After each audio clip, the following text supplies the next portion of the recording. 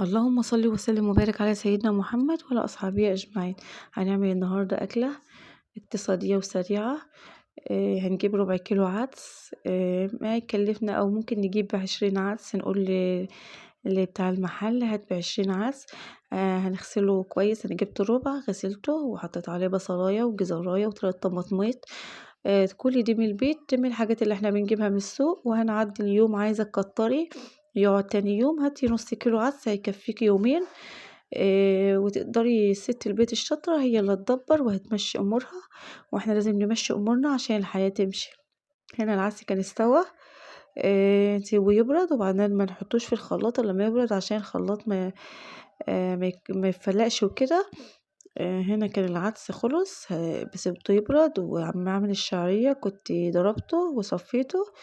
هنا بنصفر الشعرية لون الذهبي كده، وننزل بقى العدس والبهارات، الفلفل الاسمر والكمون والشطة. العدس يحب الكمون الكتير والملح ونطرة سكر صغيرة عشان الحموضة. ولو عندك مكعب مرقة حطيه عادي، ما عندكيش عادي نقدر نستغنى عنه عادي. مش لازم، يعني مش هنوقف نفسنا. العدس عادي، دي بس بيطعم بس الحكاية بس معانا.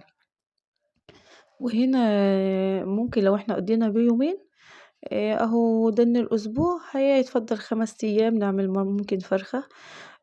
ممكن وجبة تانية يومين كده نمشي امورنا.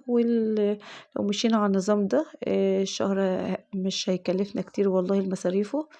لازم نكون ستات مدبرين ونمشي امورنا. وكده الفيديو يا حبايبي يكون خلص. والسلام عليكم ورحمة الله وبركاته.